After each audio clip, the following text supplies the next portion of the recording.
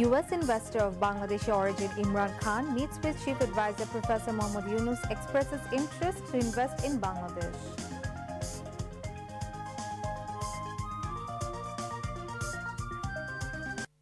Chief Investigation Officer gives testimony for a second day against Sheikh Hasina and two others in cases of crimes against humanity during July mass uprising.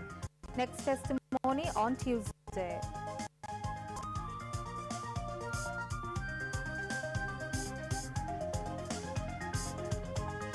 Unrest in the hills fueled by fascist collaborators. Maximum measures being taken to control the situation, says Home Affairs advisor.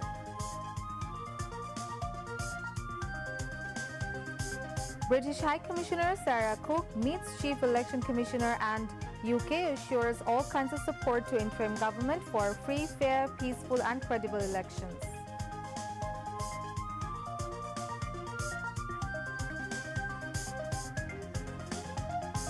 Mahasaptami, the second day of five-day Sharadiya Durga Puja, celebrated today amid due religious fervor and gaiety.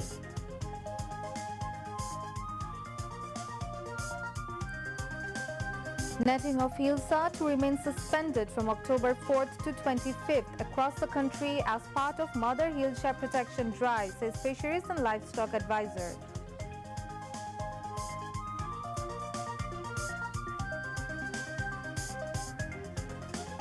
Primary selection round of Notun Kuri, the popular talent hunt program of BTV, ends today with huge response across the country.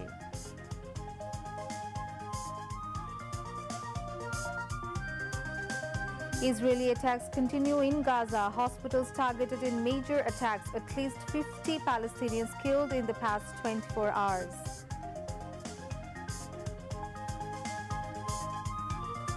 And in Guwahati, Women's ODI World Cup kicks off tomorrow with match between host India and Sri Lanka. Assalamu alaikum, I'm Tasnubat Taslim, welcoming you to News at 10. You've just heard the headlines, now moving on to the details. A prominent American investor of Bangladeshi origin, Imran Khan, met with Chief Advisor Professor Mohammad Yunus on Saturday in New York. Professor Yunus invited to invest in the country's burgeoning fintech, healthcare and social business sectors. Imran Khan, chairman of the board at Aleph Holding, said he was deeply inspired by Professor Yunus's lifelong mission to eradicate poverty and felt the timing was right to invest in his homeland. A former investment banker at JP Morgan and Credit Suisse, Imran Khan rose to prominence for playing a pivotal role in Alibaba's record-breaking IPO, one of the most successful in stock market history, and for his role with Snapchat, a well-known social media platform responsible for increasing the value of the company from $0 to $728 million in just several months. He expressed particular enthusiasm about the rapid growth of fintech and indicated that investments would follow as the right opportunities emerge. Imran Khan is also the founder and CEO of Proem Asset, an investment firm he launched in 2018. Proem specializes in making concentrated investments in sectors undergoing technology-driven transformation, particularly fintech. Professor Yunus invited Imran Khan to visit Bangladesh in the upcoming months to explore opportunities firsthand. In response, Khan said he would plan a trip in the coming months. During the meeting, the chief advisor also proposed that top U.S. investors allocate 1% of their investments towards social business initiative or in building a social business fund participated by like-minded companies, a suggestion Khan welcomed wholeheartedly and which he would like to eventually support. Chief Investigator Mohammad Alamgir, the 54th witness, gave his testimony for a second day today against Sheikh Hasina and two others in the case of crimes against humanity committed during the July mass uprising. He gave the testimony before three members of International Crimes Tribunal 1, chaired by Justice Muhammad Ghulam Murtuza Mujumdar. To ensure transparency of the trial for the nation and the international community, the testimony of the investigating officer was broadcasted live on television as well as the tribunal's YouTube and Facebook pages. On the second day of testimony, the tribunal was presented with case documents, seizure list, documentary evidence, newspaper clippings, a pen drive containing 12 videos, video CDs and details of the list of martyrs. Tribunal set on Tuesday for next testimony. Meanwhile, Tribunal 2, chaired by Justice Nozrul Islam Chaudhry today, set October 14th as date for hearing on charge framing against Hasanul Haq Inu in 8 cases of crimes against humanity, including killing of 7 people in Kushtia during July mass uprising. Earlier on September 25th, after prosecution submitted formal charges, Tribunal accepted them following a hearing and ordered Hasanul Haq Inu to be produced in court today. Besides, in cases of crimes against humanity over killing of Shohid Abu Said, testimony on 8th day of trial against former Begum Rokeya University Vice-Chancellor Hasibur Rashid and 30 others took place today. The tribunal recorded testimony from the 9th witness, July fighter Muhammad Arman Hossain, a student of the mathematics department at Begum Rokeya University. Home Advisor, retired Brigadier General Jahangir Alam Chaudhry has said that unrest is being fueled in the hills at the instigation of fascist collaborators. However, maximum measures are being taken to keep the situation under control. He made the remarks today while speaking to the media after unveiling the plaques of 5 new police stations in the capital. Violence in the hill tracts has been instigated by neighboring India along with their local allies, he asserted. The Home Affairs advisor said the defeated forces of 2024 do not want peace to prevail in the country. The advisor urged everyone to remain vigilant during the ongoing Durga Puja celebrations to prevent any act of sabotage. Earlier, the Home Advisor attended a program on human trafficking at Hotel Intercontinental in the capital. British High Commissioner Sarah Cook has said that the United Kingdom will provide all kinds of support to the interim government to ensure a free, fair, peaceful and acceptable election.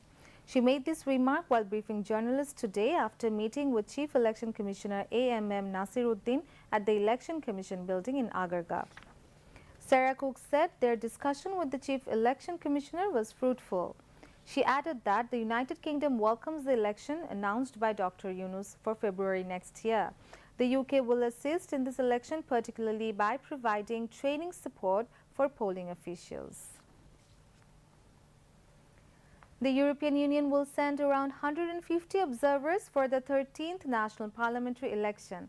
After a meeting with the EU delegation at the Election Commission building in Agarga today, EC Senior Secretary Akhtar Ahmed briefed the journalists and made the statement.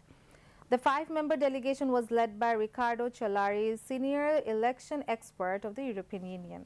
The EC Secretary said that ahead of the 13th National Parliament election, a tripartite memorandum of understanding will be signed between the European Union, the Ministry of Foreign Affairs and the Election Commission. He added that the EU will send about 150 observers for the upcoming election.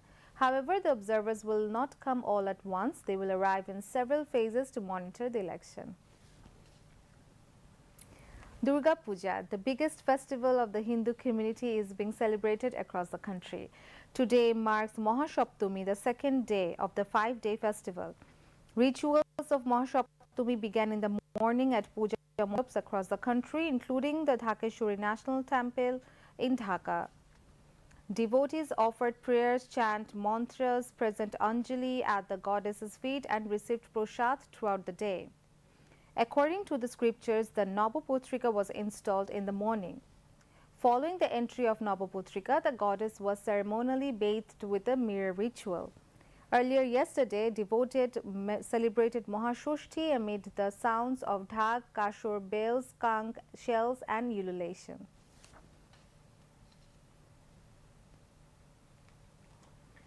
A 22 days ban on Hilsha fishing will be enforced from 4th to 25th of October to protect mother Hilsha during the breeding season. Special drives to be conducted in the rivers during this period. Fisheries and Livestock Advisor Farida Akhtar shared the information today at press briefing at the Secretariat.